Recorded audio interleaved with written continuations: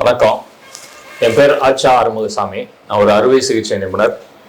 Addiction மருத்துவத்தில் சிறப்பு பயிற்சி பெற்றுள்ளேன். ஸோ இன்னைக்கு நான் உங்ககிட்ட பகிர்ந்துக்க போகிறது என்ன அப்படின்னா, ஆல்கஹாலிசம். இந்த ஆல்கஹாலிசம்ல மெயினாக நமக்கு ஒரு புரிதல், தவறுதலான ஒரு புரிதலை இன்னைக்கு உடைக்க போகிறேன். என்ன அப்படின்னு சொன்னால், நிறைய பேர் பார்த்தீங்கன்னா பேசிட்டு இருக்கும்போது சொல்லுவாங்க, ஆல்கஹால் சாப்பிட்டா உடம்புக்கு நல்லது. அது டாக்டரே சொல்றாங்க, கார்டியாலஜிஸ்டே சொல்றாங்க, ஒரு அளவு சாப்பிட்டா டெய்லி நம்ம உடம்புக்கு நல்லது, நம்மளோட இருதயத்துக்கு நல்லது அப்படின்னு சொல்லுவாங்க. ஈவன் அதுக்கு சில பேர் சயின்டிபிக் ப்ரூஃப்லாம் சொல்லுவாங்க. லான்செட் ஜேர்னல்ல பாத்தீங்கன்னா கொடுத்துருக்கு அப்படின்னு சொல்லுவாங்க. நான் இந்த லிங்க்ல கீழே அந்த லிங்க் கூட கொடுக்குறேன். அந்த லான்செட் ஜேர்னல்ல என்ன சொல்லியிருக்குன்னு நீங்களும் உள்ள போய் பாருங்க. அந்த அந்த தவறுதான புரிதலை சொல்றதுக்கு தான் இன்னைக்கு நான் உங்ககிட்ட பகிர்ந்துக்கிறேன். அதாவது அந்த லான்செட் ஜேர்னல்ல என்ன சயின்ஸ் ரிசர்ச் என்ன சொல்றாங்க அப்படின்னு சொன்னா, ஒரு ஸ்டாண்டர்ட் ட்ரிங்க் அப்படின்றத எடுக்கும் போது ஒரு 40 வயது மதிக்கத்தக்க, அவங்களுக்கு கீழே இருக்கிறவங்க, அவங்களுக்கு சுகர் இருக்கக்கூடாது, பிபி இருக்கக்கூடாது, அந்த மாதிரி எந்த விதமான கோமாபிலிட்டியும் இல்லாதவங்களுக்கு, ஹார்ட் ஓரளவுக்கு இந்த மாதிரி எடுக்கிறவங்களுக்கு ஸ்டாண்டர்ட் ட்ரிங்க், நல்லா கவனிக்கணும், ஸ்டாண்டர்ட் ட்ரிங்க் எடுக்கிறவங்களுக்கு ஒன்றும் பிரச்சனை இல்லை அப்படின்னு சொல்லுது. நிறைய பேருக்கு ஸ்டாண்டர்ட் ட்ரிங்க் அப்படின்னா என்னன்னு தெரியாது. அந்த லான்செட் ஜேர்னல்லயே கூட அதை கொடுக்குறாங்க. அதாவது ஒரு நாட்டிலையும் ஒரு அளவுகள். ஆனா ரேஞ்ச் பாத்தீங்கன்னா நியர்லி கிட்டத்தட்ட ஒரு 8 கிராம்ல இருந்து ஒரு 12 கிராம் உள்ள ஆல்கஹால் அப்படின்ற ஒரு அளவை தான், மெஷர்மெண்ட்டை தான் ஸ்டாண்டர்டைஸ்ட் ட்ரிங்க் அப்படின்னு சொல்றாங்க.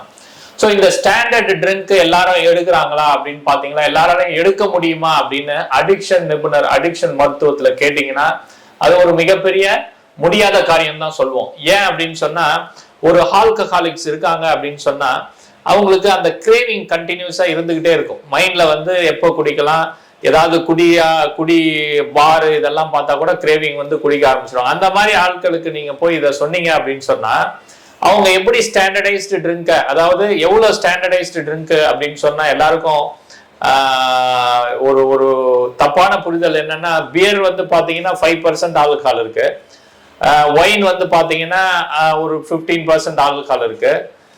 இதே விஸ்கி, பிராந்தி இதெல்லாம் பாத்தீங்கன்னா ஒரு 40%, 50% விழுக்காடு கூட அதுல ஆல்கஹால் இருக்கு. ஸோ அதனால அளவுகள் மாறுபடும்.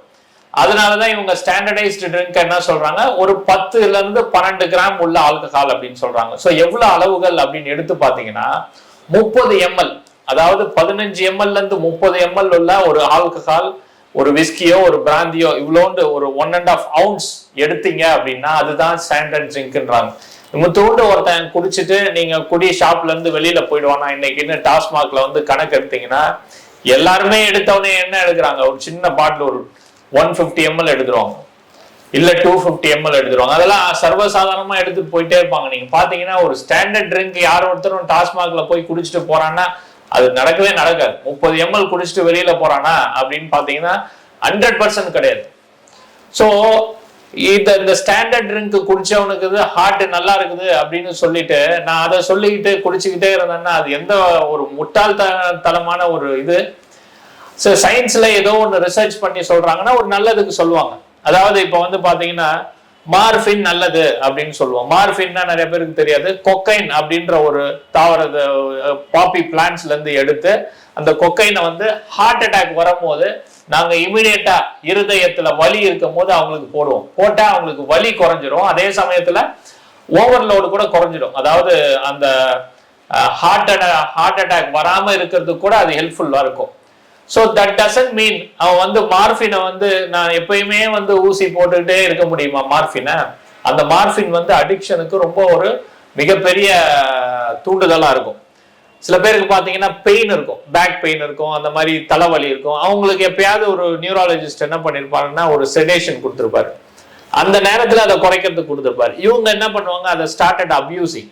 ஸோ அது மாதிரிதான் இந்த ஆல்கஹால் ஸ்டாண்டர்ட் ட்ரிங்க்கும். ஸ்டாண்டர்ட் ட்ரிங்க் குடிச்சுட்டே இருப்பாங்க. ஒரு ஸ்டேஜ்ல அவங்களால அதுக்கு பத்தாது, அந்த ஈஃபோரியா தேவை அப்படின்னும் போது அது கோட்டரா மரம் ஆஃப் ஆகும், ஃபுல்லாகும், காலையில இருந்து சாயந்தரம் வரைக்கும் ஓடும். ஸோ அதனால தவறுதான் புரிதலை வச்சுக்கிட்டு நீங்க கண்டிப்பா அந்த மாதிரியான ஒரு மேற்கோள் காட்டுறவங்க கிட்ட பேசினதை நம்பி நீங்க யார் ஒருத்தரும் இறங்கிடக்கூடாது. தெளிவா புரிஞ்சுக்கோங்க ஸ்டாண்டர்ட் ட்ரிங்க்னா என்ன. அதனால நம்ம அதெல்லாம் சாத்தியமே கிடையாது. நம்ம வந்து ஒரு வேலை தெரியல, ஒரு வந்து நமக்கு ஸ்விம்மிங் தெரியலன்னா நம்ம போய் தேவையில்லாம குதிச்சு பிராக்டிஸ் பண்ண உளுந்து பார்க்க தேவையில்லையே, ஏன் அந்த ரிஸ்க் எடுப்பானே? ஸோ அதனால தேவையில்லாம நான் கொஞ்சமா குடிச்சு என்னோட ஹார்ட்டை நல்லா வச்சுக்க போறேன், டாக்டர் வந்து ஒரு ஜேர்னல்ல சொல்லியிருக்காரு, இல்ல நான் குடிக்கிறதுக்கு அதையே ஒரு காரணமா சொல்லினேன். ஏன்னா நிறைய பேர் அதை தான் சொல்லுவாங்க, இதை ஒரு காரணமா சொல்லிட்டு குடியை நான் குடிக்கிறது வந்து தப்பு இல்லை அப்படின்னு வீட்டுல இருக்கவங்களுக்கோ வெளியில இருக்கவங்களுக்கோ நாட்டுக்கோ யாரோ ஒருத்தருக்கு பேசுறதுக்கு பேசுவாங்களே ஒழிய, ஆனா உண்மையில அந்த ஸ்டாண்டர்ட் ட்ரிங்க் மட்டும் ஒருத்தன் குடிச்சிட்டு இருப்பானான்னு பாத்தீங்கன்னா 100% எங்கேயுமே நடந்தது கிடையாது. அதனால நீங்க இந்த மாதிரியான ஒரு தவறான புரிதல் வச்சிருந்தீங்க அப்படின்னா ஹார்ட்டுக்கு நல்லது, இருதயத்துக்கு கொஞ்சமா டெய்லி குடிச்சா நல்லது அப்படின்றது சாத்தியப்படாத ஒண்ணு. ஸோ அதனால நம்ம பேச வேணாம் அதை பத்தி. நன்றி, வணக்கம்.